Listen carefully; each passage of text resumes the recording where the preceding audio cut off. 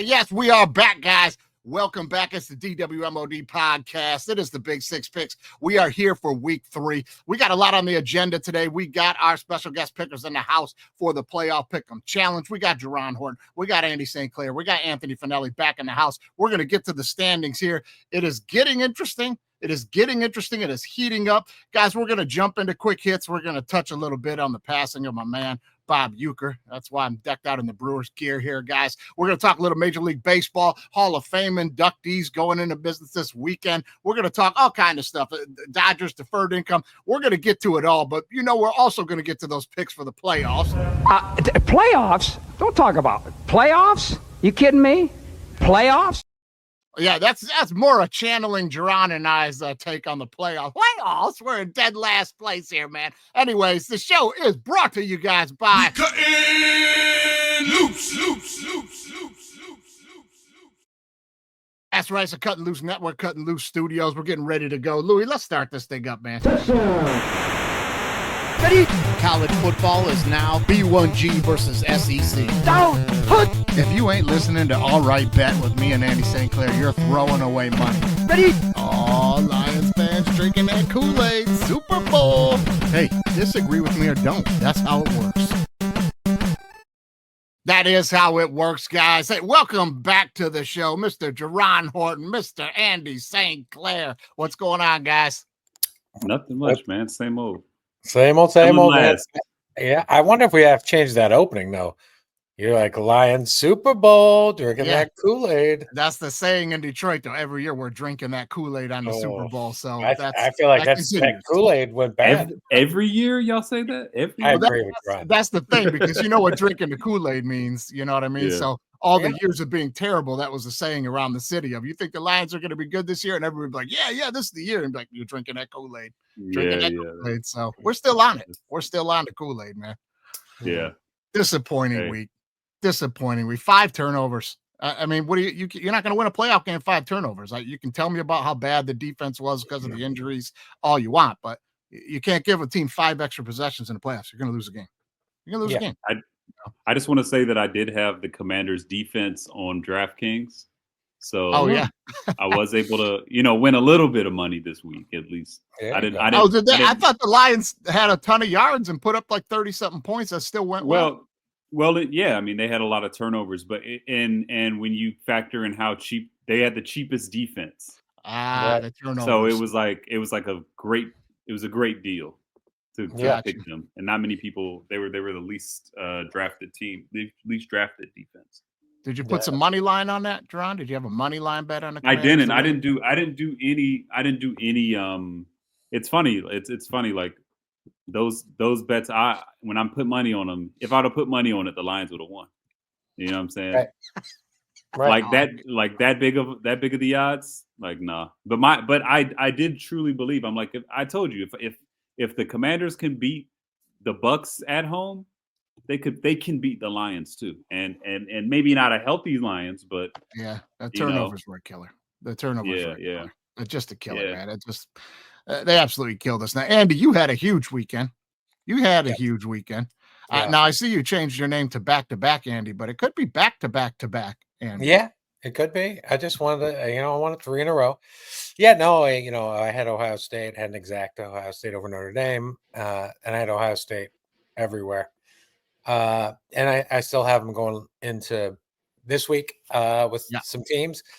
Some of those things I wish I hadn't done. I've made a few that I want to take back, but which ones? I panicked a little bit. What's that? Which ones do you wish? Well, I'm on some unders, and I'm not sure if I need to be with Ohio State. So I have like Ohio State and the Bills tease, which is I like that, for example. But I'm starting to lean more overs this weekend than unders, and my gut initially was I like the under in some of these games, and now I'm like, I don't know. So I'm not quite sure. I think what I thought was the best one coming up, the under of that KC Bills game. I'm not sure. I've been watching the line. If you watch the line, it's been moving, so it tells me people are betting both sides. So I don't really have a clue on that. I feel like kind of we're all going to be guessing Yeah, we will be. Let's not tip our hand too much on some of that stuff, though, guys, because we are going to get to that. Let's talk standings really quickly. Andy, in first place right now, I see here at 43 points, and Anthony in second place at 39 points. Both of you more so than Anthony, both of you with a shot to take down the high score record of 56 this year. Andy, you have a really good chance of taking down the 56 mark. Anthony will have to go perfect to beat it by 1. But you've got a good shot to take it down. Me and Jerron bringing up the rear. I'm at 29. He's at 27. We're pretty much out of this thing unless you guys go 0s and we go 12s. I mean, and then we'd have to win the Super Bowl. So right now, Jerron, we're just like last week. We're just trying to see who's going to outrun the bear. Who's going to come in last here? That's all we're trying to figure out. Hey, I gained on you. No, I think you lost one. I think you lost one. I think you were only 1 behind last week, and then you were 1 behind again this week, which you 2 behind total. Oh shit. You know what I mean? So it's like golf. You know, you're just racking up those ones. Okay. But listen, this 2 points is nothing in this thing. That's picking 1 pick right. An over-under or something. So everybody's going to be in this thing at the end. Now, Andy, I don't know if you had a chance to go back and watch last week. I'm going to bring you guys up to speed on some of this stuff here.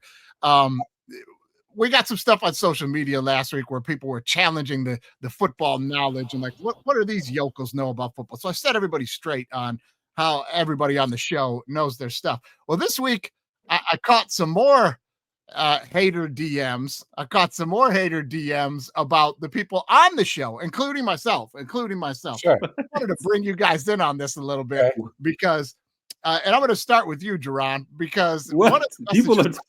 I mean, I'm embarrassed because I'm not doing like this challenge. Normally, when I'm on the show, I do well, but since I started this challenge, I look like a fucking amateur. So you're telling me now there's. This has nothing to do with the sports and the picks and the football. This has to do with everybody's like careers, if you will. You know what I mean? What? Oh my god! Exactly. But I'm gonna bring yours up first, Jerron, because it's not often that you get a hater to apologize and back up. That's pretty cool. So let me bring this up. I got this message. Here we go. Let's take a look. There we go. You act like these guys are celebrities. The one guy was on Kill Tony. I mean, a million shitty comedians have been pulled out of a bucket and got on Kill Tony. That's not a big deal. So then I told the guy, well, first of all, having the balls to do enough stand-up comedy that you're willing to get up in front of that panel of professional comedians and willing to get roasted if you're not funny by a million people on the internet takes balls. Okay. But that doesn't really matter because that's not why Jerron was on the show. He was on the panel. As one of the judges, the guest sitting next to Tony, judging the other comedians. Oh my God. And then this guy responded, oh, really? Well, you should have said that because that is different. That's actually a big deal. My bad. Okay. That's funny. It's funny because that was like 10 years ago. Like when nobody was watching Kill Tony. So it's so funny that he just took that with a grain of salt. He doesn't watch Kill Tony, obviously. Obviously not. Obviously not. I like that there's a million shitty comedians. There's a million. There's not a million. I mean, I'm curious to know who was that? I know. I blacked out their name and stuff. I don't want to take a shot.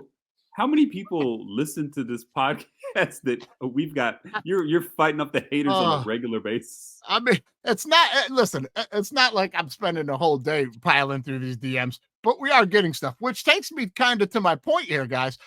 This thing has been ramping up, and since we've switched over Cuttin Loose, we've tripled our viewership over on the YouTube stuff. We've always had a really good following on the audio podcast. That's piling up a little bit more as well. And now as I'm looking through the reviews and stuff on the show, guys, we're starting to get some thumbs downs. We're starting to get people in our DMs taking shots and hating us. Guys, we're getting haters. That's a good sign. That's a good sign. When people are watching the show who aren't just friends of the show or people, when it starts to be strangers are watching because they want to shit on it, you're doing well. Yeah. Hey, I'll take it. Yeah. It's hilarious. But Andy, we've been waiting to get you back because along the lines of celebrity, and for the record, everybody, nobody on this show has touted themselves a celebrity. No. Okay. These are people that work in the entertainment field and get paid as entertainers. And we've laid out their credentials, which are exceptional. If you've ever tried to do anything in that business, you guys have exceptional credits. You do. But listen, Andy, I've been wanting to ask you about this for weeks because I found out about this just doing some research myself. Okay. You were on an episode of Celebrity Family Feud? Yeah, man. I did it with Sam. Oh my God! I did not know. I got to check this thing out. If that's not Celebrity, what's Celebrity? If you're on Celebrity Family Feud, Sam Richardson, our friend. Sam and I are very close. He was the best man at my wedding. When I moved to LA, we lived together. He knows that I love those stupid game shows, and he brought his brothers, like his stepbrother, his stepsister, and me, and it was fun. We had a great time. We all dressed basically the same outfit, same color. Hilarious. Met Steve Harvey. Steve Harvey didn't really care. I got to be honest. He was there for a paycheck, but it's great. It was great. It's still, I love it. I wish we did not win. I wanted to do the last game, the 10-second. Yeah. That was, we were going to destroy that because especially in Celebrity Jeopardy, it's like the easiest questions, like first number 1 to 10. You're like 10. And you're like 72 people. Say 10. 72. Yeah. So we lost to a really funny group. Though my one complaint about the group that we lost to is they weren't a family. It was like 5 in smart people in their like 20s, 30s, 40s. We're just friends. Like, look, we could have built a group of friends, and made a great team. But it was, I loved it. And we were there so short. It was like they did it all at one time. I think Stephen A was in the group before us. It was great. It was okay. Great. All right. Yeah. Jerron, you ever done a game show? No. Okay. I'm not playing any clips. I did an episode of You Bet Your Life with Jay Leno, and it was fun. Oh, that's cool. It was fun. It was fun. I do Survivor though. Oh man, I would go on Survivor in a heartbeat. I would do Survivor. A heartbeat. I love Survivor, man. I'm a big Survivor fan. I do love Survivor. That I would go on that. Let's throw it out there. We'll go. Any one of us would go on that show. Yeah. So just please get at us, Jeff Probst. Yeah. Hey, just get. If I can have time and I can find his message in the DMs through all the junk I'm going through lately, I'll see if I can get. Right? I'll see if I can. Get I know.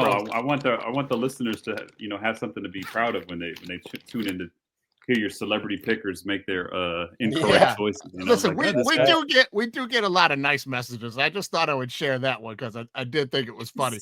Oh man! All right, guys. Well, hey, let's get to Gordon Butterfield this week on what just happened. If you guys are new to us here on Cuttin' Loose, we have minor league baseball Hall of Fame announcer Gordon Butterfield. He's taking care of the advertisements for these companies. You get at us. You want to add.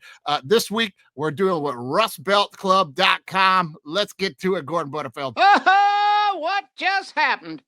What just happened is brought to you by the RustBeltClub.com. They make the most comfortable clothes you ever wore, and they're guaranteed to be the most conversational. Put on your Rust Belt gear, and people are guaranteed to get inquisitive. Is that Tom Brady's joint? Where can I grab them cakes? Who won that game? Oh, good morning, counselor. Is that a tooth beer or two? I know that guy. Ho, that's a haunted water park. Abracadabra. And that's the RustBeltClub.com. It's for folks with an inquired taste. The South got pummeled with snow, and we've got some first-time shovelers throwing the snow right where it'll need to be shoveled again. Whiteout! Oh, my, the roof cut loose, and she got totally wiped out. Well, let's take another look, as every time she bangs that metal shovel on the concrete, she's loosening up that roof snow, and bang, there it is, here it comes. She freezes like a deer in the headlights as she's pummeled by the Arctic cap. Oh, my. Buried alive. But this Matterhorn massacre is going to bring on the guilt as she's pummeled and lays down her head. Here comes a couple of fellas that probably should have been doing the shoveling in the first place. But here's one thing I'll tell you for sure. That's all gonna need to be shoveled again. Oh, what just happened? Oh, if you're from the Midwest, you know that's going to need to be shoveled again. A couple questions. I do agree with Gordon. That's the first one I agree with. Why weren't those guys doing it Yeah. Yeah. I don't understand. But also, like, what fell? Did the roof collapse? Oh, all the snow off of the roof because For like sure, down but, here like, in the south, how? it starts to melt. You know what I mean? And then I mean, that was bad. they're That's out. hilarious. My other question was on that Rust Belt. He just said to comment on every shirt, Yeah, every shirt. every But there was one where it was clearly a made up football player, and he said, "I know that guy," which Hey. can't be true. Gordon can't has be seen many a high school legend. I'm sure that's some old high school legend. Oh, Reese Lightning. man, I don't believe him. He just says, "I know that guy." He's the can't most believe it. credible source in sports announcing, Gordon Butterfield. How dare you, sir? How dare you? Let's get to the quick hits.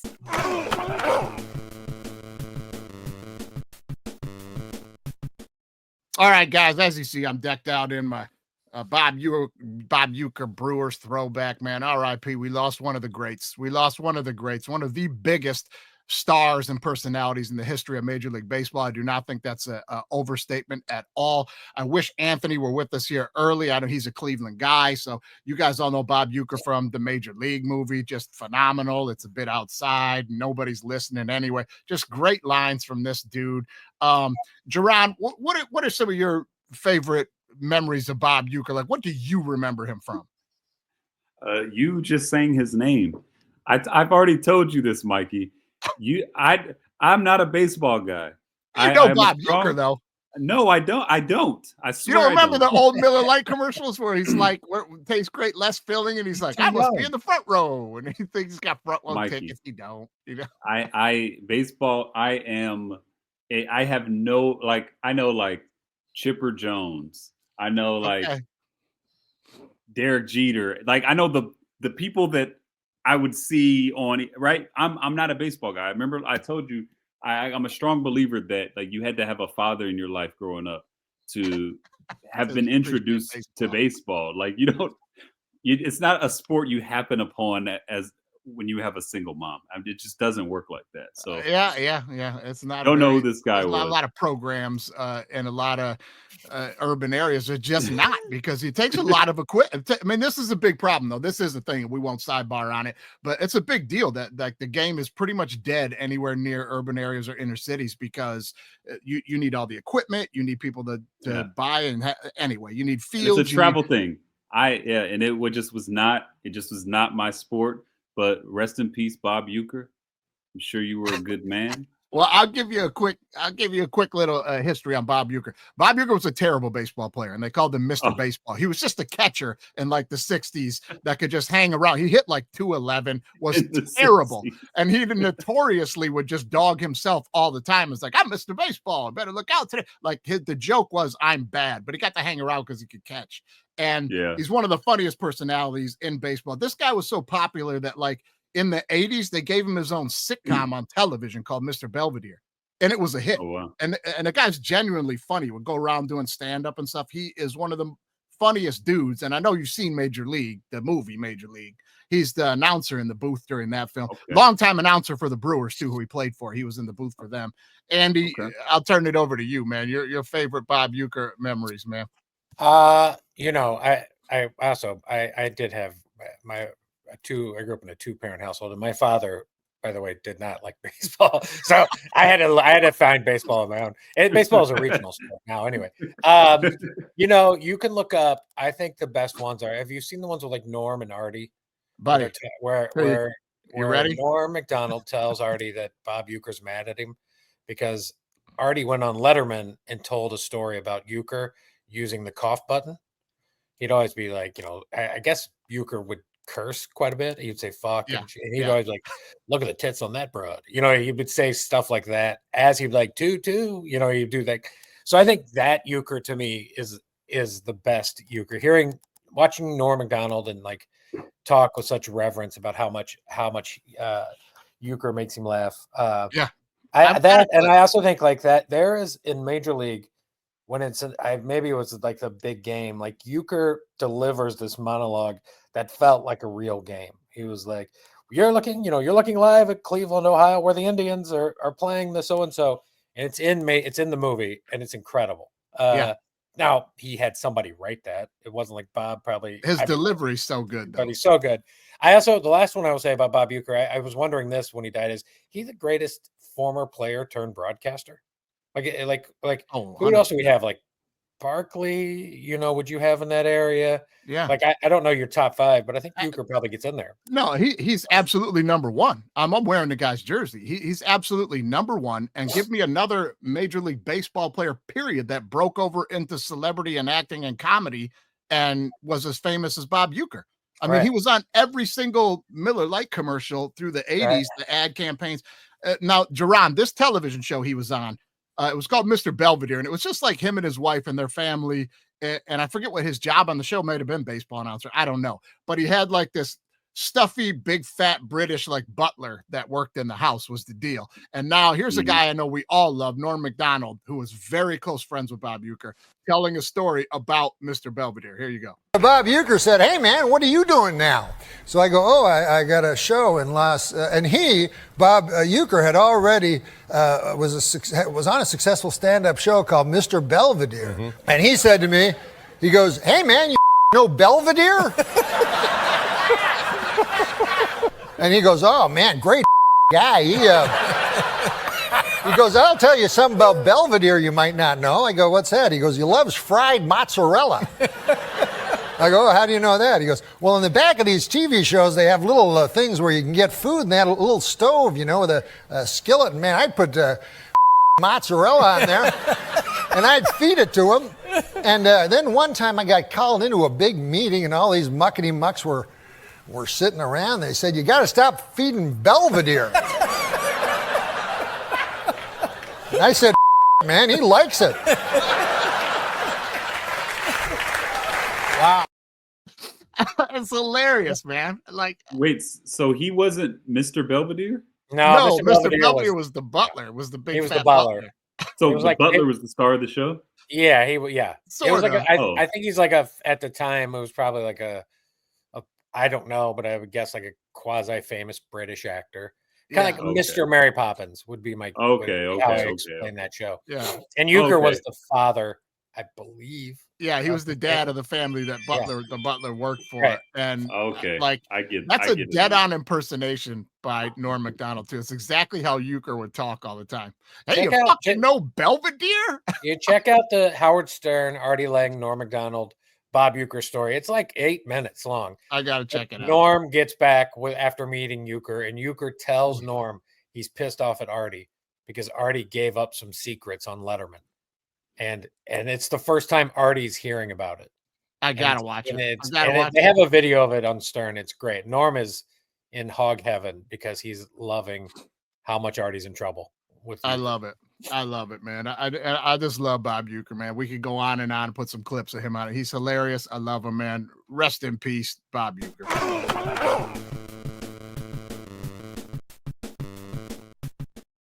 Okay, really quickly, let's touch on a little bit of the college football championship. Not really want to discuss the game at all. We saw Ohio State handle business there. Jerron, I'll throw this to you first. Everybody wanted this playoff. Everybody wanted this 12-team playoff. Everybody supposedly loved this 12-team playoff. The fans were into it. We find and in the first championship game here, we legitimately get two huge blue bloods in the game. I mean, Notre Dame and Ohio State. We get two huge blue bloods in the game. Do you think that the fans liked this better than the old 4-team style playoff? I mean, personally, I did. I enjoyed it more, but and maybe I'm a bit biased that Georgia, we lost our first game in it, but I don't think it doesn't make sense to me that you can be the number 2 team in the nation, winning the SEC championship, the biggest, toughest division in college football, conference in college football, and you don't even get to play at home. Meanwhile, you've got these other teams freaking coming off, like the team we had to play, Notre Dame or most of them, right? They're coming off home field games. They're playing a tune-up, and then 2 weeks later they're getting to take on a ice cold team that's been resting for a month, and it's in an essentially neutral site. So that's my biggest gripe They're with it. selling you on the bye week there too. Yeah, but like you said, nobody. You don't want to sit around and not play a home game. That's a fair statement. And if anything should prove that was an unfair advantage. I mean, and I did think that Ohio State was going to beat Oregon, but I didn't think they were going to destroy them like that. And it just It's a team. You just watch Ohio State tune up against whoever they played in the first Tennessee in the first game, and but the best team won. I'll give them their props. I did call the over in that game. Y'all just couldn't believe that Notre Dame was going to score points. But man, Notre Dame, they did late. Offensive coordinator is fucking terrible. Oh, yeah, terrible. They didn't have the talent to try to do the things you would like to try to do. Their only chance of winning that game was to win ugly, and they damn near did it. Now, Andy, before I throw this to you, I saw it went dark there for a minute. I thought you were going to have one of these voices when you came back, like, I don't want to talk about the championship game. I don't even know what happened. I was sitting up. I was like, oh no, I'm in this weird chair. I was confused. I love that over in that game too, Jerron. I'm with you. I was like, well, give me that over. I think, overall, I think it was a success. I think they have to change some seedings and I don't know if the buys are worth it. I'm not sure. I don't know. Though I would be like, if I was like one of the top 4 teams, I'd want to buy, if I won my conference. So I get that, I don't know quite the buy situation. I do think Ohio State was the best team. I was glad to have it because I think in the old way, Ohio State never gets in there, right? We're talking about like Oregon, because then you'd probably have, if it was just the 4, it'd have been Oregon, Georgia. Oh gosh, I don't know who the next 2 would be, but Ohio State wouldn't have been 1 because they lost to Michigan. I think, like Georgia, when Beck got hurt, it was over for Georgia. Like even that guy who might be good, the quarterback that played, will start next year. Like it was just a lot to be put on so quickly at the end for him. So I thought overall it was a success, and I thought Notre Dame was somehow turned into like the lovable team now. We like them. The nation likes them a little more. They like the coach. Because of Freeman. I love Freeman. Great coach. Freeman's awesome. Yeah. Thank God he didn't win, because if he'd have won, he was just going to rule college football for the next 20 years. He still may. He's still may. I like him. I've always been a Notre Dame hater. I'm not a fan at all. I like this guy and I root for them because of him. He's awesome. But I think everybody's, my quickest review of college football is I think everyone was very lucky that the SEC was down this year. We'll see what happens next year if the SEC is back or not. Well, and if they're back, we'll see. We'll see what happens. You make a good point about the SEC, but I just make a quick counterpoint here and saying everybody argued that the Big Ten was down. And the Big Ten ends up running rampant through the playoff here with Penn State and Ohio State. And I'm going to argue that from the next bunch of years, we're going to see this argument that, the SEC's down, the Big Ten's down. They're not. They just have all the best teams in it. Right. SEC, SEC, NFC North. Right. That's what happened. That's it. There's like two a good, like we had the Packers and the Lions and the Vikings all gone, and the SEC got all kind of smacked around. So yeah, it's matchups, and I feel like both the SEC and the NFC North will rise. They'll bounce back, but it's like we said in the intro, and that clip in the intros from 4 years ago. When I'm telling you, it's college football is now the SEC versus the Big Ten, and everybody else can just get in line. Sure. That's just what it is. That's just what it is. What would you guys say if I told you this? I'll throw it to you, Jerron, in a second here. What would you say if I told you, remember how much everybody shit on the championship game last year? That's why we needed a 12-team playoff, because Michigan and Washington, and then Washington ran through the playoffs, knocked off Texas, gave Michigan a game for a good little while. What would you say if that game that everyone shit on, I told you, had way better ratings than this year's blue blood 12-team championship game? The championship game this year was down 15% from the Michigan-Washington game. Yeah, absolutely. Because who was playing? Notre Dame and Ohio State, 2 huge blue bloods, the first 12-team playoff, the first true champion of all time here, and nobody tuned into as many as tuned in to watch Michigan beat Washington. I think it was just it wasn't as much at stake in it. Yes, it was the inaugural 12-team CFP championship, but it was like it was everyone already knew that Ohio State was going to win that game, and it wasn't like, and it didn't feel like the best team versus the best team versus the second best team.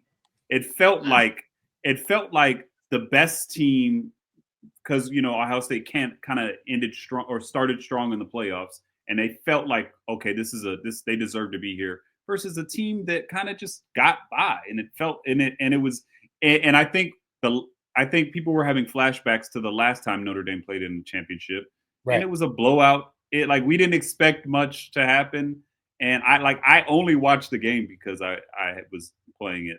I had money on it. That's the only reason why. Yeah.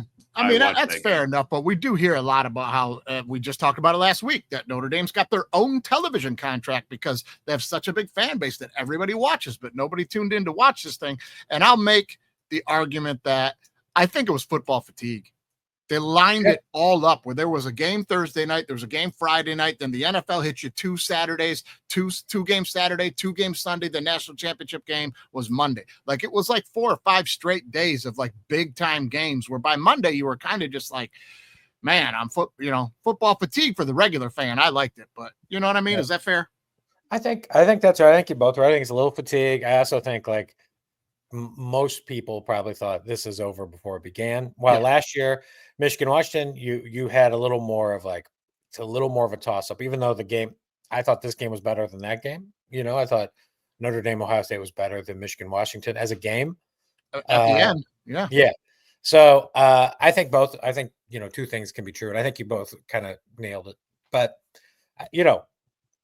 also, then there's also like there's just a lot going on in the world, whether it's the fires or like Inauguration was the same president, day, the bullshit. fires. Like, you're like, it's a stressful time, and maybe people just were like, I'm going to keep the TV off.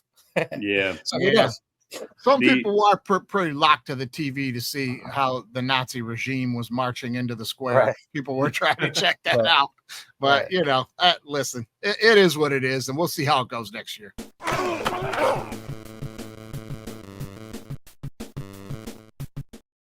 Okay, real quick one here, because Jerron, I know, again, you're not too much into baseball here, but this is something you'll understand. This has to do with salary caps. Let's look at the Dodgers. Deferred money now we're talking about. This is how they're getting around paying a super luxury tax with all the signings that they've done. They have spent so much money. Take a look at this graphic. This is deferred money, that they're not paying yet against the cap that they owe these players in the future, 20 years from now.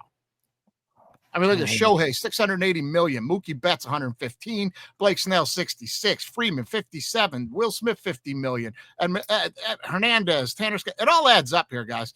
$1.4 billion in deferred money from the Dodgers is owed right now. And that's not counting the young pitcher they just signed from Japan as well. Listen, I'm just going to tell you, you could disagree with me or don't right now, but to me, you're going to be over $2 billion in owed money that's going to stretch out over the next 25, 30, 35 years. I'm smelling a bankruptcy coming. Like, what's to stop these guys? I've never heard anyone else say this, and I've never thought about this till this week, but I thought, is this just a brilliant move by the Dodgers to not have to pay these guys? And then when they rack it up to like $2.4 billion 8 years from now, they just declare bankruptcy, Chapter 11, don't have to pay these guys shit, walk right away, and still be the Dodgers. I think they do that? I don't think so. I don't know. Do that. I mean, it's a great move by the Dodgers, but somebody will buy the Dodgers for $4 billion. Like, I mean, if you think about it, like the Celtics are going to be sold this year because they're getting, in the NBA, and they're going to go for $6 billion, right? They're going to go for a bunch. And my point is, someone will buy the Dodgers for $6 billion. Someone will buy the Dodgers for $8. Like, that's an interesting point. A group let me just turn it around on you. Really it's not just one person, right? It'll be a group, and that group will make sure that the bill will be paid. Would an investment group come in and spend $6 billion on something you already owe $4 billion on? Yes, because it's a money making machine. Because the Dodgers are a money making machine, and like. Every game sold out. There's money in the the stadium, or you have concerts, and you could have tons of things. It's a lot of money to recruit, though, and you owe it over 20 years. Get it. This is uncharted waters, man. You'll get it. My point is, you will get it through jersey sales, and they're the Dodgers. It's like I don't think I realized until I moved to LA like how big a deal the Dodgers were in LA. Like I always knew the Lakers were a big deal. No, the Dodgers are like the team. If I was ranking them, I'd probably say Lakers, Dodgers, but it's getting closer. It's getting very, very close. I would argue it's probably Dodgers. They go nuts for him out there, Jerron. But like this is uncharted territory with this money, though. Like you just can't keep deferring money off onto unrealized assumed profit, right? I mean, that's crazy. I mean, it doesn't surprise me that the teams in California can't balance the budget properly. You know what I'm saying? That they're just terrible with the way they spend. It just lets me know that they don't really see a real future. That's just what it tells me. Whoever is running this team, whoever is making these decisions, does not see a real future for this team or maybe even the sport.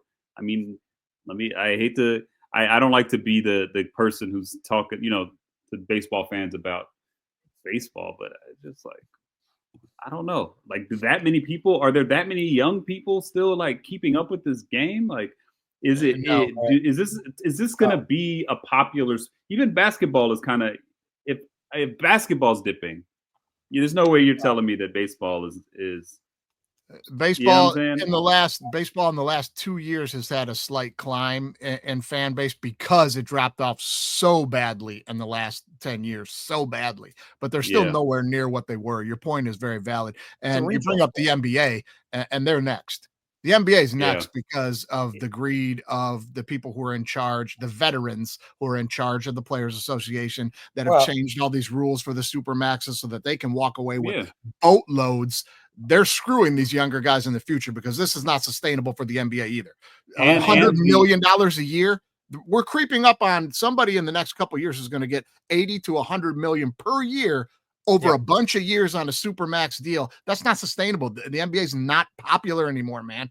To that level. They don't have the monopoly like the NFL does. No, you know what I'm saying? Like they're what's his name? Maverick Carter's working on a new league now. Like, and basketball is growing so much outside of the US that the NBA, I can see a future where it's not the Premier League. Whereas in football, it feels like the other countries it's gonna be a very, very long time before they can ever catch up to what we produce here. And then with all these companies, like when you look at what's really growing in this country or what's growing worldwide, it's combat sports. Those, because they're all corporate owned. They're ran like corporations. They're cheap to make. They're cheap to do, and everyone wants to tune in. And in every dystopian movie you watch, what is the primary sport? Yeah, it's always some revert back to Roman gladiator sports. Correct. Exactly. Correct. So it's you're right. How is the NBA possibly competing with? Yeah. I mean, it's weird. I remember when UFC, and I was late to it when in 09, I kind of started casually watching, and it was on Spike TV. Like it was, and now it's a part of the news cycle. It's also funny to me, and then I'll throw it to you, Andy. It's also funny to me that the most popular sport in the world you go back on some episodes on this show 5-6 years ago, I've been saying this, the fastest growing, most popular sport in the world is combat sports. And at the same time, we're trying to soccer mom up football and take the violence out of it. And the NHL had the door open to explode as a league when they had the fighting. They eliminate all the fighting and any kind of physical checking. And so they want to get rid of all that in that sport when the fastest thing going is the combat sports. If hockey just reinstated fighting into the game, regular ass people would sit around on a Friday night before you went out to the bar and be like, put the hockey game on, man. Probably see a couple of good fights and a goal. You know what I mean? So I'm not going to get into why, but like we're dumbing down our sports as the fastest growing thing is exactly that. Andy, go ahead. To kind of jump back to your Dodgers, as long as it's one of those marquee franchises, right? We're talking Celtics, Lakers, Dodgers, Cubs, Yankees, like those teams will be bought for a lot of money, and only going up. Like I think Celtics are going to sell for about $5 to $6 billion.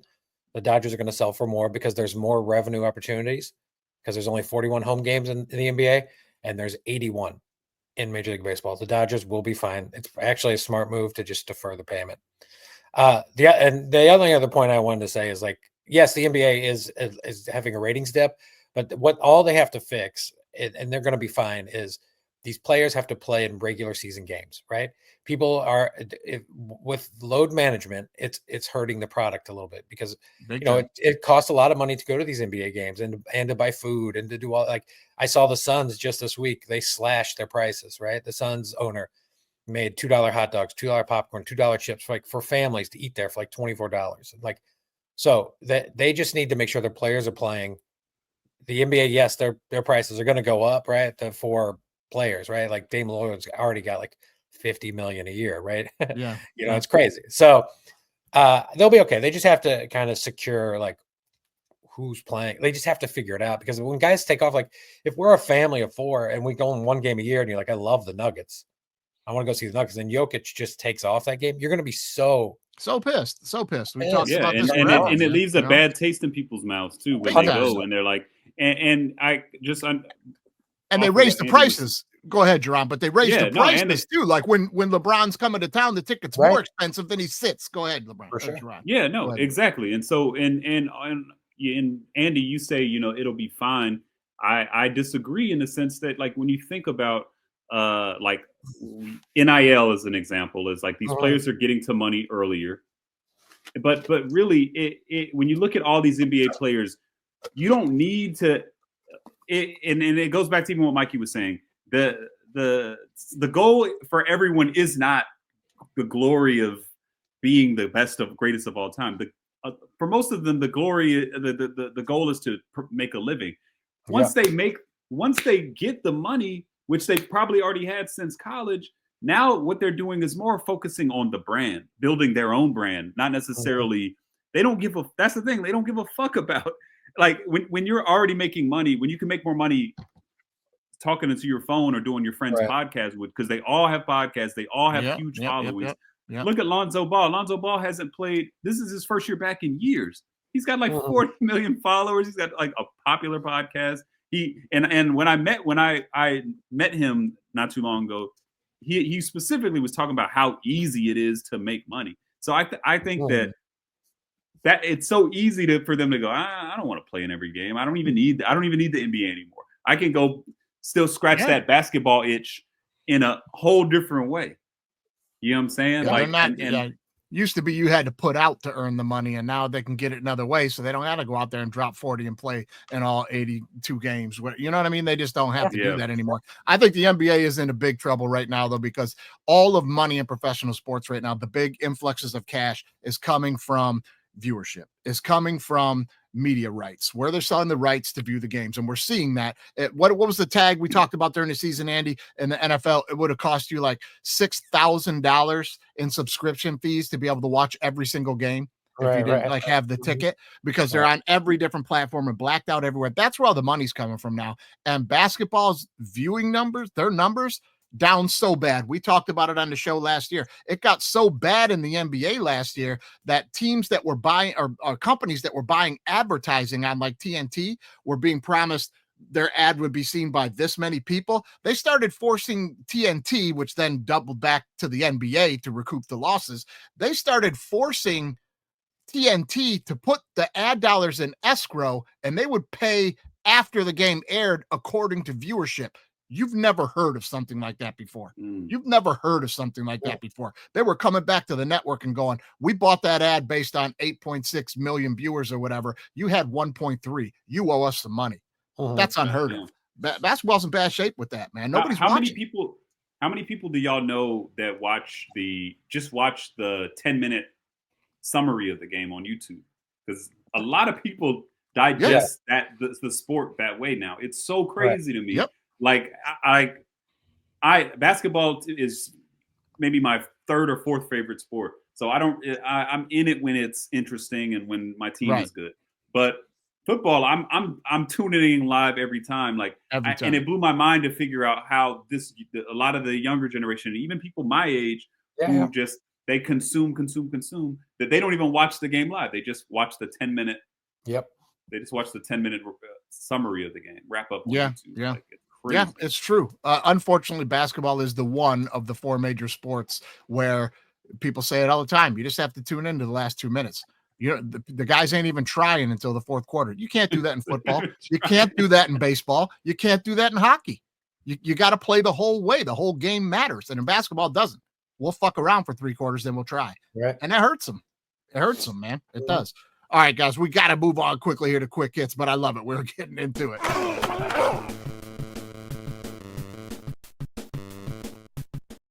We're moving out of quick hits, guys. We're moving into knock it off. Let's quickly get into this year's Baseball Hall of Fame class that you will be able to jump in on this one, Jerron, because Brave Talk. We got a little Brave Talk here. Here's the class this year. Ichiro, unanimous. He's in, not unanimous.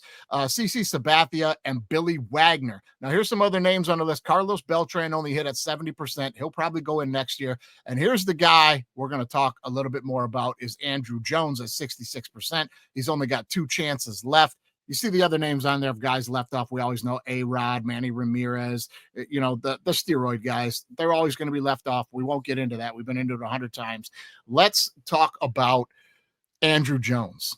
Ichiro, first of all, Ichiro doesn't get unanimous. One guy voted not Ichiro, which this guy was a unanimous. It's stupid. The baseball writers are stupid. We hate them. We're on the record as hating them. They're the biggest bunch of assholes. It's a popularity game. But Andrew Jones is the guy that this guy should be in the Hall of Fame, no doubt. And it has taken 8 years for him to even get up to 60% of the vote. Now, I'm sure you remember him from being a Brave, even if you weren't big into baseball, Jerron. But here's this guy's numbers, okay? In 16 years in Major Leagues. Go ahead. Is Andrew Jones, is that Chipper's real name? Andrew? Oh, no. This is a center fielder. He was a center fielder for the Braves. Okay. I was about to say. He's the youngest player ever to hit a home run in a World Series game, and I believe he hit 2 in that game. They called him up at the end of the season, so it didn't count as his rookie season. He got in the playoffs, was red hot at 19, hitting home runs and stuff. The very next year, he wins Rookie of the Year. But here's his accolades over 16 years, guys. And 16 seasons, 434 home runs, 1,300 RBIs, 1,933 hits, almost 2,000 hits, 10 consecutive Gold Gloves in center field. 10 straight years he won the Gold Glove in center field. Do you know how many outfielders in the history of baseball have won 10 Gold Gloves? Ken Griffey, Al Kaline, and Ichiro, all first ballot Hall of Famers. Andrew Jones is not in. There's only 4 players in the history of baseball that have won 10 Gold Gloves, all positions combined, have won 10 Gold Gloves and hit 400 home runs. Only 4 guys, Willie Mays, Ken Griffey, and Mike Schmidt, first ballot Hall of Famers. Andrew Jones is not in. 97 Rookie of the Year. He's the youngest player in the history of baseball to get to 300 home runs. And this guy's not in because they're like, well, his offensive numbers are just on the bubble. But a guy like Ozzie Smith goes in for his defense and he hit 193 with 8 home runs in his life. He goes in for defense. This guy's defense is every bit as good as Ozzie Smith's. Why is he not in? Well, I think I don't know, obviously, but I think that his offensive numbers aren't enough, right? I think that's just crazy. You're not putting, the Hall of Fames aren't like, rarely putting in like great defensive players. They have to have some offense, and I think I looked up. I saw Andrew Jones's number went up from 61 to 66%, so he is gaining momentum. He's got 2 years left. He's going to need a pretty significant jump, though. My guess is he's going to get voted in by the writers, hopefully before he dies. He has got to. This is ridiculous, and if you go back and look at guys who are in the Hall of Fame just for defense, Andrew Jones could be on that list. He's one of the greatest center fielders to ever play, and so if you put him even next to those other defensive guys and then put their offensive numbers up, he's borderline Hall of Fame with his offensive numbers alone. It's ridiculous. It's the baseball writers. They're the gatekeepers, whatever it is, man. It's ridiculous to me. He should be in, though. He absolutely should be getting put into the Hall of Fame. One guy that I will say left off the list, you have to get at least 5% of the vote in your first year, Jerron, or you're kicked off the ballot. And Curtis Granderson was his first year this year, and he was kicked off the ballot. And look, he's not a Hall of Famer. If there's a Hall of Very Good, he's in it, no doubt, but a special place in my heart as a Detroit Tiger. Loved him. If you would have told me when this kid came up with the Tigers that he was going to finish his career with over 350 home runs, 400 triples, 100 doubles, hit 40 home run seasons, win Gold Gloves, Silver Sluggers, he was a great player. I was just bummed that he didn't get to stick around at least one more year. But come on, I Andrew like Jones, man. I like that you have you decided to bring out like 3 baseball segments, and Jerron just absolutely doesn't give a shit about it. Well, Anthony, big baseball guy. I mean, I do give a shit because I love you guys, but it's like now I know how my wife feels when I talk to her about anything sports related. I'm like, yeah, okay. Yeah, Mike, you got the worst 2 guys. You needed Anthony on here. You got Anthony's big baseball guy. He's a baseball guy. I'm like, but, baseball, like wake me up in October when listen, I hope I laid it out enough for you, though. Andrew Jones is a Hall of Famer. Knock it off. All right, everyone. Time to do me a favor and knock it off. Okay, really quickly, I'll let you guys touch on the fact. It's too soon for me. It's too soon. I'll let you guys touch on the fact that Ben Johnson is now the coach of the Chicago Bears, and Aaron Glenn is now the head coach for the New York Jets. Jerron, you go first. Which one of these hires do you like better, or both? I don't know. Well, I mean, I think they're both great. I mean, I'm more excited about the Ben Johnson one because I want Caleb Williams to do well. I believe that he can do well, and I want to see how he can develop with a good coach and a consistency. I want to see if he can really hit those levels because it's sad to watch a generational talent go to waste, right? And you watched it happen. Recently we watched it almost happen to Baker Mayfield. I'm glad that he got to. I mean, he's not. I think Baker is a great player. I don't know about generational, but we almost watched his career fizzle. And so I'm more excited about watching that, but I'm excited for both teams because the Jets, I'm not an Aaron Rodgers hater. Like I don't dislike him. Not to say that y'all are haters if you don't like him. I just mean like I think he's the best quarterback to ever play the game quarterback wise. I think he's got the most skill as a quarterback across the board. Okay. That's just my opinion. Yeah, skill-wise, you're entitled to that. I think but I wanted to see him have some success with the Jets. I wanted to see him take them in deep into the playoffs many times, the last 2 years, and that didn't happen. So I think the rumor is that that Aaron Glenn wants him to stay. So I want the right things in public. But here's the thing: if those are true, if those things are true, I think we should all be excited about both hires because we get a chance to see what they can do, what Caleb and Aaron can do with sure, fair enough. New, better I will say as far as Aaron Glenn goes with Aaron Rodgers, since you brought it up, Glenn is going to run that team the same way Dan Campbell runs the Lions, because that is people like Andy. You're big on you need to hire an offensive coach nowadays, not a defensive coach. And I don't think this is a defensive coach hire for the Jets. This is a players coach hire, and that is the new hotness in the NFL because of Dan Campbell. It's a copycat league. He comes from that tree, and that's what he's going to be. I don't think he's going to attack this as a defensive head coach. He's going to be a players coach, and Aaron Rodgers is not the kind of guy that fits that locker room. He's just not. Those kind of coaches don't want a guy in the locker room who's above the team, better than the team, and smarter than you are. Like he just doesn't fit. He doesn't fit Glenn. So they're going to have to figure out how to make it work. But it's true though. It's not true. He's an asshole. Aaron, that's why he is. That's why he doesn't have any of the championships, because nobody in the locker room likes him. The guys in the locker room don't want to play for him. He's the asshole.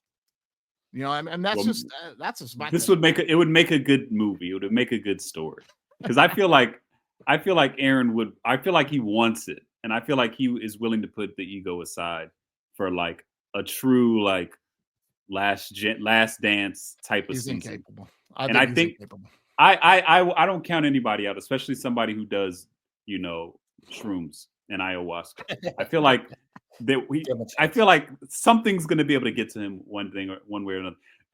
Are we going to talk about the Lions or in another segment? No. Okay. I want to make a prediction of that. Oh, go ahead. You can do that.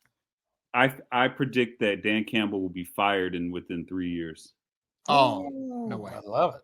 No way. That guy, not in Detroit. Not in Detroit. And I'll just quickly, and then I'll throw it to you, Andy, but I'll just quickly say no chance in the next 3 years, just from my track record of how the Lions run. They run on what is selling. We were bad for so many years because they didn't have to pay players, because they had generational players locked into contracts that were putting asses in the seats. We had Barry Sanders, people were coming. We had Megatron, people were coming. They've always been a team where if that fan base loves Dan Campbell and we only win 3 games next year, they ain't gonna fire him. He's fair enough. But can I just make this point? Sure. You know what you have when you have a players coach who doesn't have the right coordinators to prop him up? Sure. Fucking Raheem Morris. That's what you have. Possibly. That's what you have. And he's already on the hot seat after 1 year. He's in trouble already after 1 year. It's going to be interesting next year in Detroit. We got to get the right coordinators in there. We got to get the right coordinators. Look what happened to Dan Quinn. Same thing happened to Dan Quinn. Yep. He's got it back going. He got it back going now. Yeah. Andy, what's your take on it?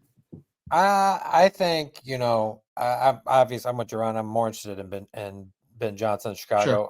Sure. I think Aaron Glenn is doomed personally. I think he's going to be like 7-23 in 2 seasons and fired. We don't even know. He may not want Rodgers. He may want his own quarterback, right? He ain't gonna want Rodgers. Maybe he wants Rodgers. I don't know, but I can't say that I was watching Rodgers this year and been like, this guy looks great. Because then they got to sign Devontae, and they're going to end up trading Garrett Wilson, who doesn't seem happy with Rodgers, right? Somebody's going to steal him. Some team next year it's going to be like he plays for the Pats and Garrett Wilson's awesome, right? And we're going to be like, God damn it, why couldn't have been awesome on the Jets? So I just kind of think Aaron Glenn, it just, to me, it reeks of he's 8-24 in 2 seasons, and the Jets move on ultimately. Probably.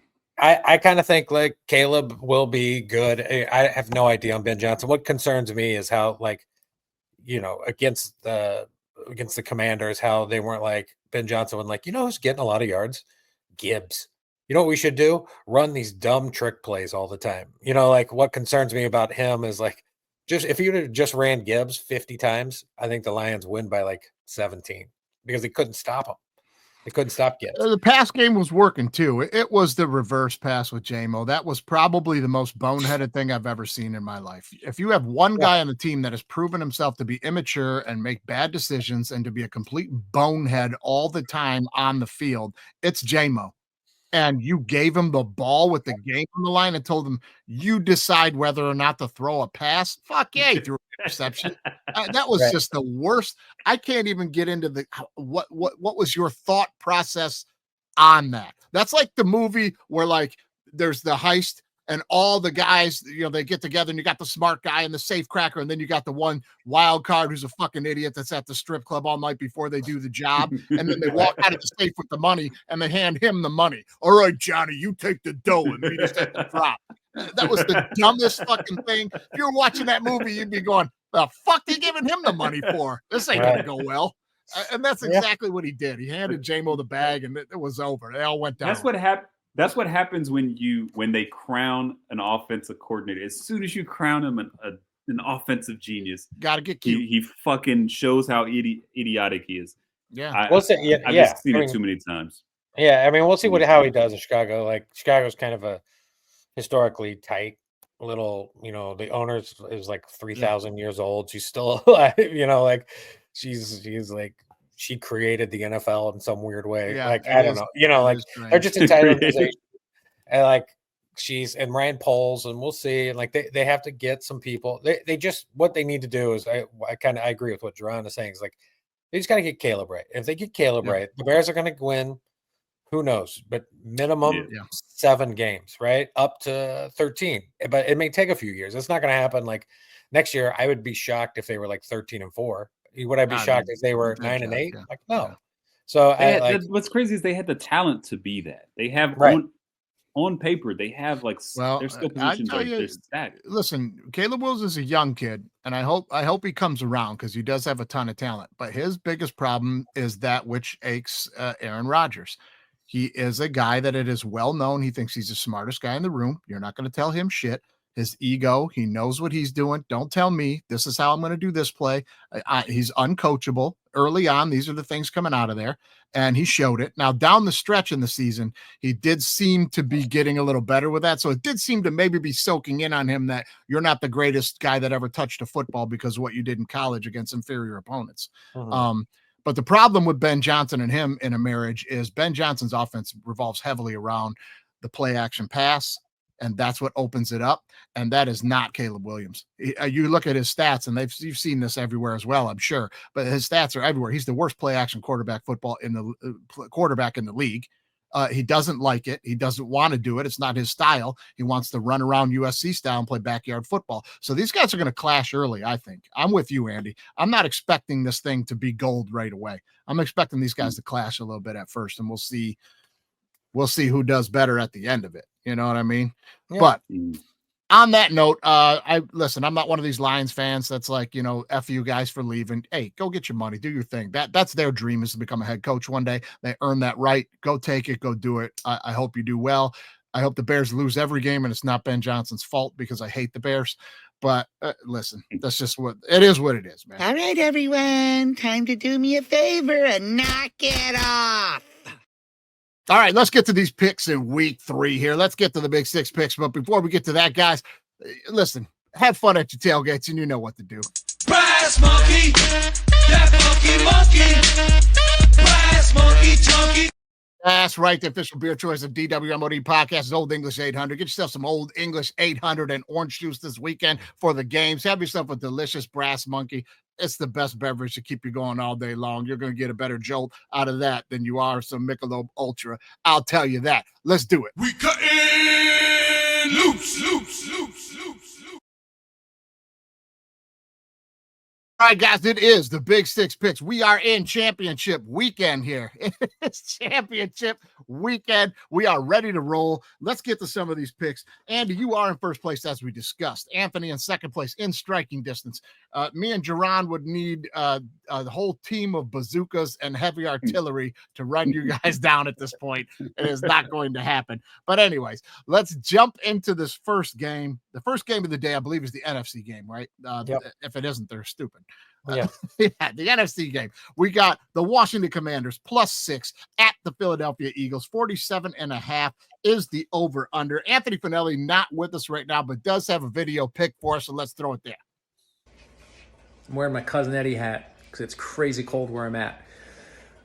Big games this weekend. Here's what I'm taking. I'm riding the Jaden Daniels train all the way to the Super Bowl. Same pick over there. Commanders with the win and the over. All right. Okay, Anthony, there you go. You got to try to run Andy down. We'll see if that works for you. Andy, where do you land on this thing?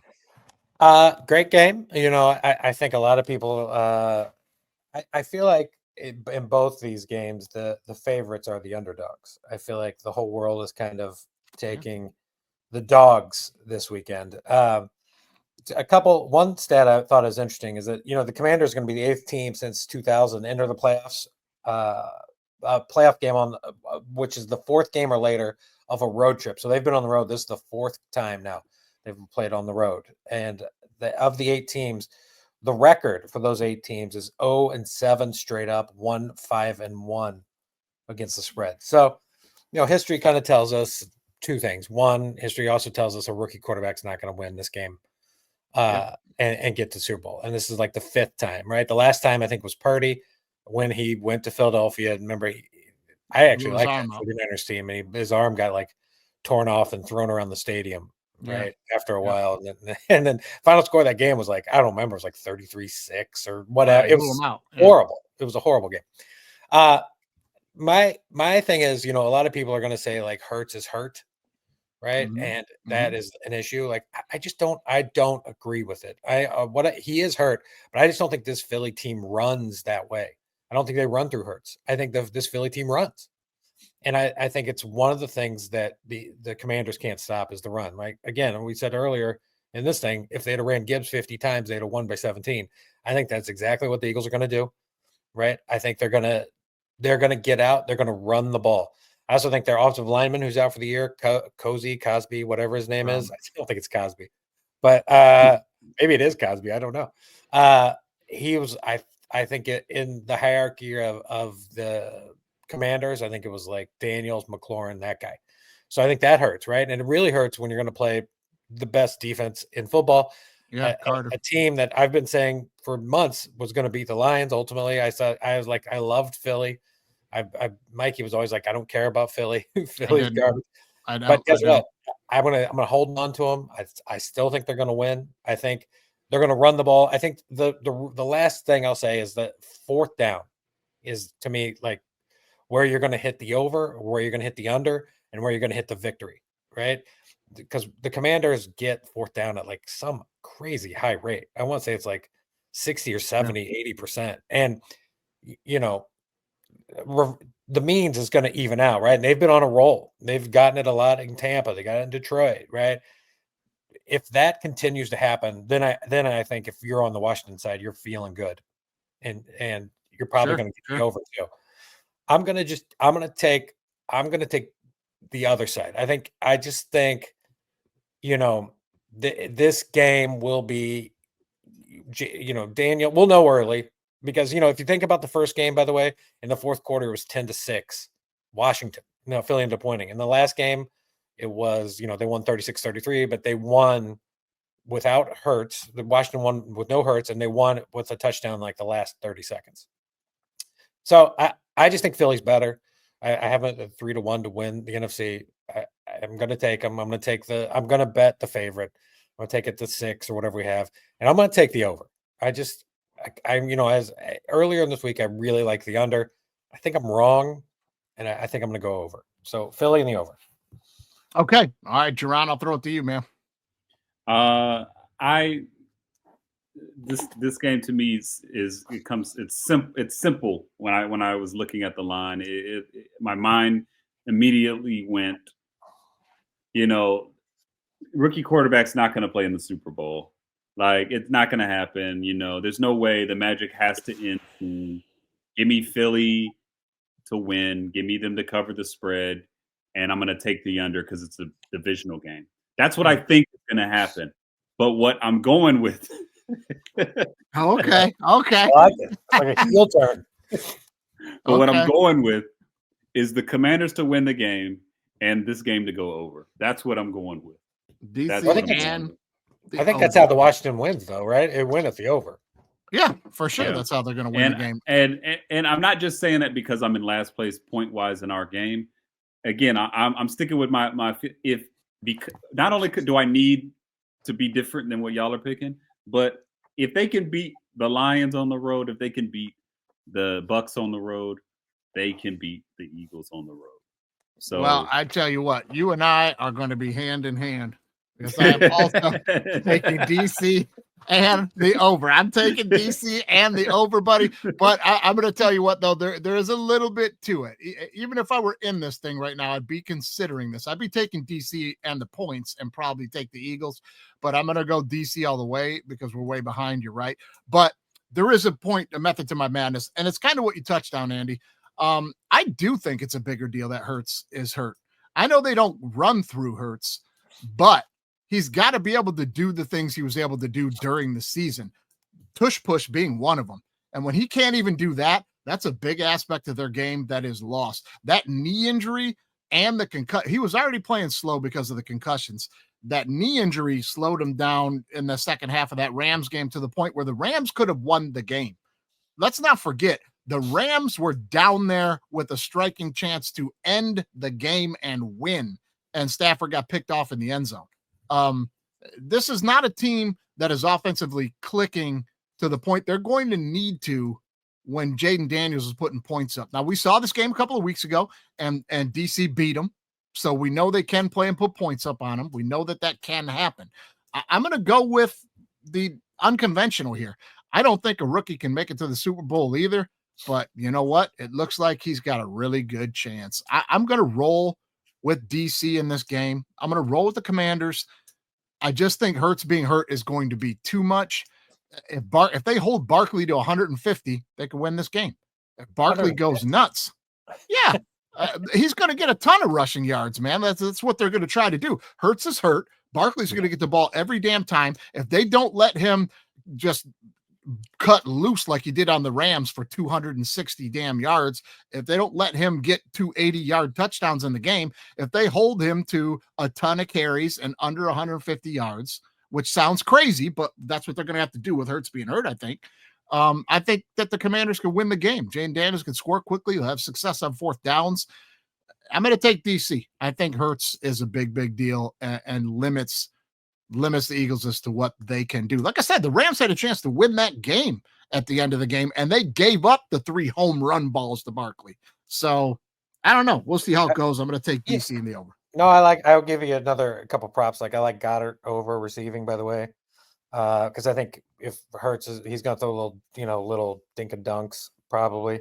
Yeah. And I'd also take a shot on AJ Brown, just because I think like the Washington probably is thinking what you're thinking, and Philly's going to just start dropping, throwing it out there. I mean, I get it. I see. I know. Like I just think ultimately, Philly wins, and they've found ways. We'll see. I think a little part of me thinks Hurts is hurt, but I just don't think it matters. I don't think it matters for him. Not here. I think with the other teams it matters, right? Every other quarterback it matters, and the still alive.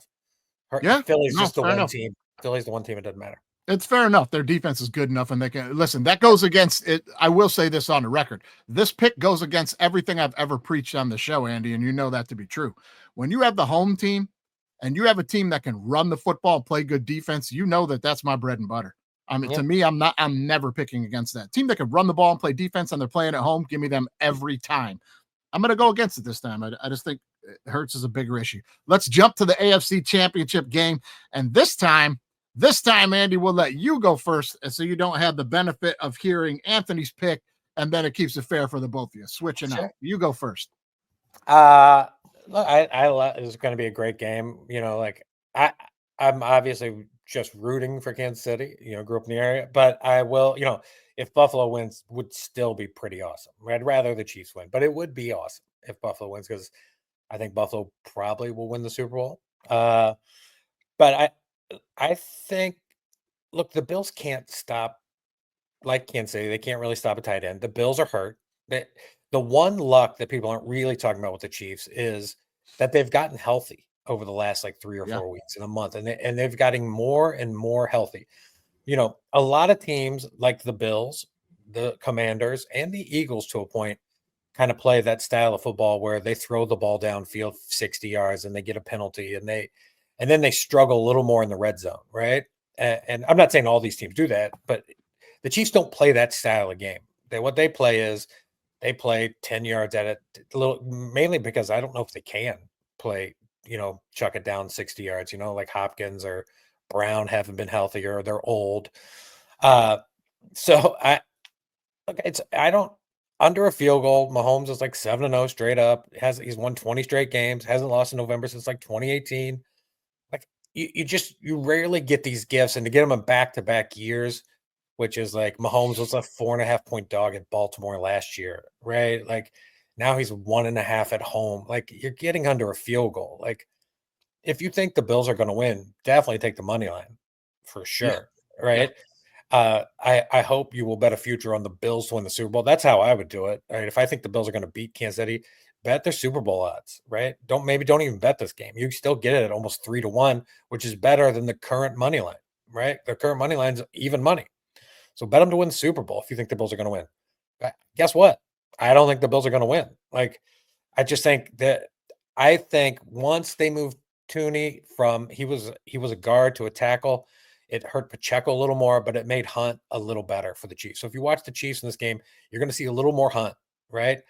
Yeah, he's going to run the ball. The Bills, the last thing I'll say, and I know I'm just babbling on about this game, is that the Bills are basically copying what the Chiefs have done over the last few years, right? And I've thought this all year is that what they do is they have the star quarterback, and then they get rid of all the good receivers, right? It makes too much money. They trade away Diggs, like the Chiefs. They're just behind, right? Then they get a running back like Cook, drafted him in the 3rd round, like Pacheco. The Bills are chasing. They're just constantly chasing. They're copying Kansas City's success. The problem is they don't have as good a coach, and they don't have good a quarterback, and they don't have a tight end. Like, as long as Reed, Mahomes, and Kelsey are playing, Kelsey gets to freelance and do whatever he wants, right?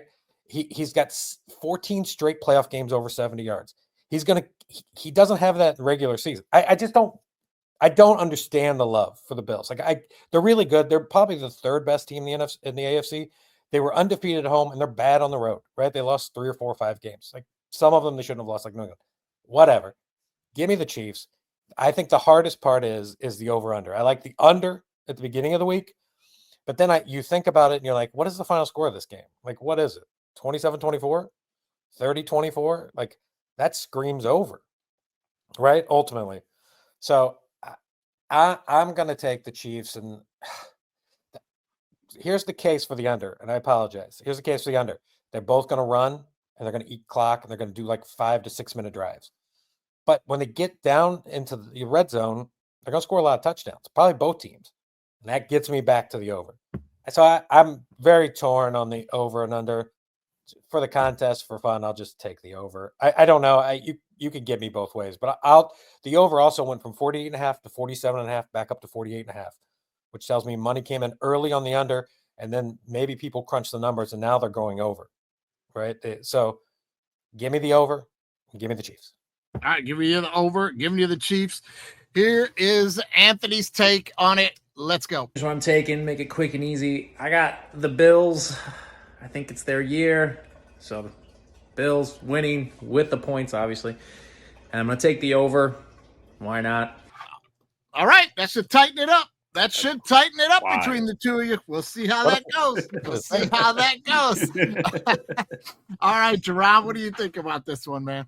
All right. So when we're dealing with the Chiefs, we're not just dealing with the football team, obviously, right? We're dealing with the whole entire league structure and then what they've got riding on this game. I think the Chiefs are going to win the Super Bowl. So obviously I'm picking them to win this game.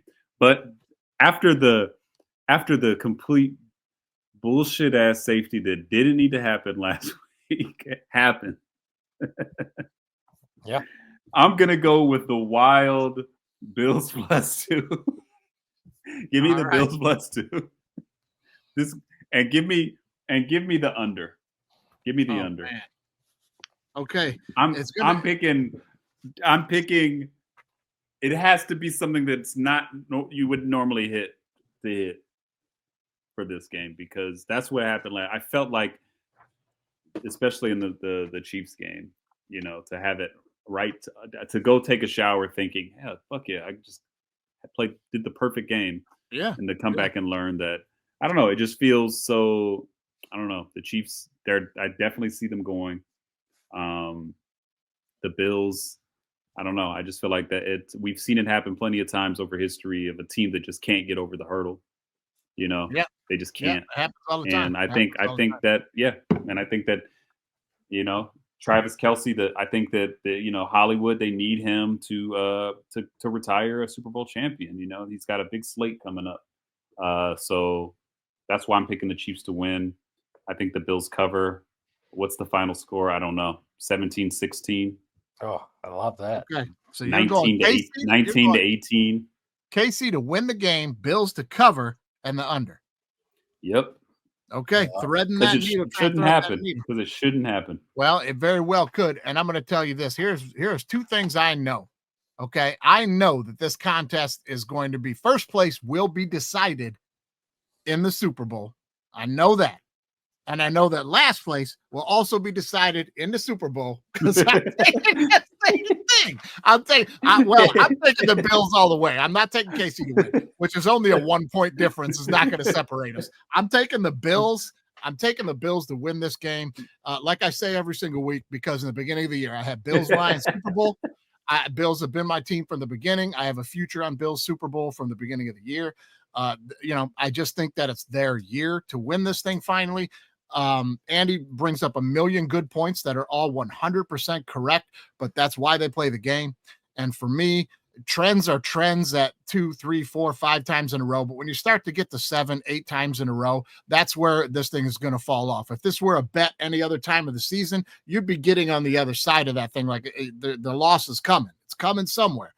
You know what I mean? So I'm going to try to get out in front of the Chiefs train as Andy was getting out in front of the Lions train earlier in the season. I just think it's due to happen. I will not be shocked at all if Kansas City wins this game. It's going to be a tough game. Mahomes is the best quarterback of this generation and maybe the greatest quarterback of all time. He's knocking on that door right now. It's not all the way open yet, but he is absolutely probably the greatest quarterback of all time when this is said and done. There's no doubt about that. That being said, there are 2 quarterbacks in the league that I don't think enter a game against Patrick Mahomes intimidated by Mahomes and feeling like they need to outplay Mahomes. And that's Joe Burrow and Josh Allen. I think both of these guys are in their own minds. I'm not talking media and looking at stats and stuff. I firmly believe in their own minds. These guys in the quiet of their own nighttime mirror believe I'm as good as that guy. And you can look at the games that they've all played against each other. And these guys can look at those games, especially Josh Allen. Burrow, not so great last time out, but Josh Allen, every time these guys have met in the playoffs, Josh Allen's walked away from that game going, hey, that's football. We lost the game. He got the ball last. He was better managing the final drive there, and he won the game. Did he outplay me? No way. No way. Josh Allen's been there with him. So that's why I think this is going to be a really fun game. This is every bit of Brady Manning, and we love it. We love it. It's going to be great television. I'm going to take the Bills to finally get over the hump this time. I think the managing games and the close games from the Chiefs finally catches up with them. And I'm going to take the Bills. I'm going to take the Bills. I'm going to take the under. And I don't know if you guys caught it or not, but Josh Allen did post a video this week on social media that was a picture of him as a child at a local pool. And he said, this is how I feel trying to beat the Chiefs all the time. Just can't. There it is. There it is. I just can't. Oh, give me one more trick. Give me that. Give it to me. I just can't get it. So even he believes he's not going to win. So even he believes he's not going to win. Well, I think it was a follow-up of him just one time in a banana like this. Oh God. All-time record, right? 4-4. It'll be their 9th game. I think they're 4-4. I think Josh Allen's 4-1 in the regular season. Yeah. And the 3-second field goal is the biggest debacle in the history of playoff football, if you ask me. I just fired immediately. How do you give up a 40-yard bomb with 3 seconds left down the middle of the field? Come on. I think I think Allen and Mahomes are obviously so close. I think Kelsey's a big deal. I think you can throw on the Chiefs. I don't think their defense is as good as people say it is. That's why I kind of like the over. I think the tight ends eat them up. I do think the biggest difference though is going to be Reed over McDermott. And I just and Andy, we're going to trust. Like, dude's awesome. Here's another one, by the way, just in case you want to look at props. Xavier Worthy over 2.5 rushing yards. The Chiefs have ran a wide receiver in 19 consecutive playoff games. They've had a running play for a wide receiver. It'll most likely be Worthy. Yeah, it's just going to get to 3 yards. I believe maybe. Also, that Bills defense is undersized. Like, they're also hurt, banged up. So I don't know. I think if this game was happening in like week 12, I'd take the Bills, but it's happening now. There's no way. It's gonna be a hell of a game. I know that's your team, Andy, and I know you're winning this competition right now. But just the fact that that's a bet, fucking the guy who always takes the goddamn wide receiver reverse every single Chiefs game lets me know that he's not going to. He isn't. Yeah, right. It's going to be fucking. It's going to be Watson. Right. Exactly. Exactly. That's the danger of that bet, right? Reed runs a wide receiver run, but if you're betting on Xavier Worthy, you better hope it's Worthy because he's only running one. Yeah. He's only running one. They don't ever since what's his name's been hurt. Number 4. What's his name? Him. Rasheed Rice. Oh yeah, Rice. They don't. Rice. They switch their main target up every game, and I think this week it's going to be fucking what's his name, Hopkins. He didn't fucking get anything. He didn't get any target. I mean, he had a few, but he was non-existent in the game last week. That lets me know it's a Watson and Hopkins game. I'll throw a name. I tell you, and Noah Gray. I love Noah Gray's over because I imagine what the Bills will do will just kind of hey, 7 guys get on Kelsey. Don't let him go anywhere. I like Noah Gray a lot. I'll tell you the wide receiver I'm interested in this week is Hollywood Brown. Oh yeah, Hollywood. Yeah. I think Mhm. he's like that Ferrari hasn't been out on the street yet, really, for the Chiefs. And Yep. I kind of have a feeling that Andy's gonna take it out for a spin. Agreed. And maybe we'll have a classic Chiefs moment, and Hollywood Brown will line up off sides and a touchdown will get called back, and then we'll have a moment like that. Right. And it should be a Yeah. great game, man. And I like whoever wins this game. If I was guessing, right, I haven't looked, but I'm guessing will be the favorite over the Eagles or the Commanders. Oh, right? 100%. 100%. I think Bills Chiefs win versus Eagles. I think both teams in the AFC are favored by like a point and a half. Yeah. I think it's the Commanders. I think it's like 5, 4.5. Yeah. That area. I for some reason I feel like the Eagles Commanders game is going to be the best game this weekend, like most entertaining. Yes. The Chiefs games, when you see it so many times over and over again, I don't know. I just don't. Yeah, for sure. I don't see anything spectacular happening. I don't see the Bills jumping out on them and then making an epic comeback. I see the game being well It's controlled. going to be meticulous field position. It's absolutely. It's going to be a true football fans football game where it's going to be like punt decisions and things. Mahomes is going to get in the second quarter. He's going to break his leg in the second quarter. They're going to wrap it up. No, I'm just saying. I'm saying like it happens every fucking time. Mahomes gets this fucking devastating injury, and he's right, and then he's fine for the final drive. That's their thing every time. Yeah. Well, I'll tell you one future that I'm going to take is Patrick Mahomes anytime roughing the passer. I'm going to take that. That's going to happen anytime roughing the passer. I hope it works out for him. I will say, I do advise, like if you're taking the Bills, like truly think about, just take them to win the Super Bowl.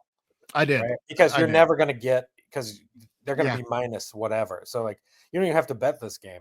Truly, you don't have to take the Bills money line. Just listen. If you want the Chiefs, Bills Super Bowl. If you want the Chiefs to win the Super Bowl, you better bet it this week, because the only reason that number is slightly high right now is because they may lose to the Bills. After this game, that number is going to go down to even. Yeah, right. I think because what is it, plus 310 right now? I think it's like 210, 230, 220. Okay. It's in that area. Okay. But Vegas believes, and they're probably not wrong, that Philly has the easiest path, right? And that's why Philly's the favorite at plus 185. So they believe Philly will beat Washington.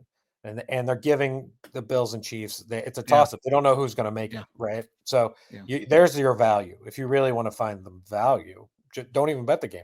I took a little future plus 800 on the Bills to beat the Commanders in the Super Bowl. Why not? Why not? It would be fun. Plus 800, I'm a couple bucks on that. Why not? By the way, the over-under of that game is going to be in the 50s. What's that? The over-under is all I'm sorry. That's all I'm saying. The over-under is going. Oh yeah. And then, by the way, the over-under in that Philly Kansas City game is like low 40s. Low 40s, probably. You're probably right. No, Dry, you can't parlay an exact. You can't parlay that with. Oh, that sucks, because I was going to say you got to parlay that with the Josh Allen MVP. Oh man, I would love that. I do have a future on Josh Allen MVP though. I've got a few future MVP bets still alive right now. I have Saquon, I have Josh Allen, and I believe I have Mahomes. I bet Mahomes just to cover all the other bets. If he wins it, I'll only win like $25, but I put $5 on 20, 5 other guys, blah, blah, blah. You get it.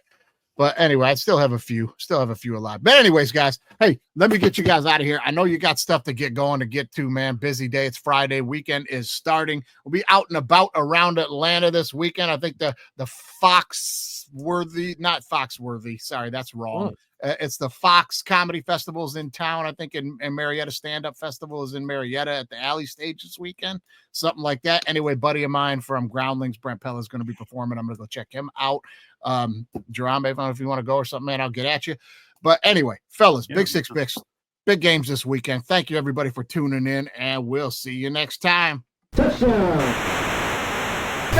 College football is now B1G versus SEC. Down, put. If you ain't listening to All Right Bet with me and Andt St, you're throwing away money. Ready? All Lions fans drinking that Kool-Aid. Super Bowl. Hey, disagree with me or don't. That's how it works.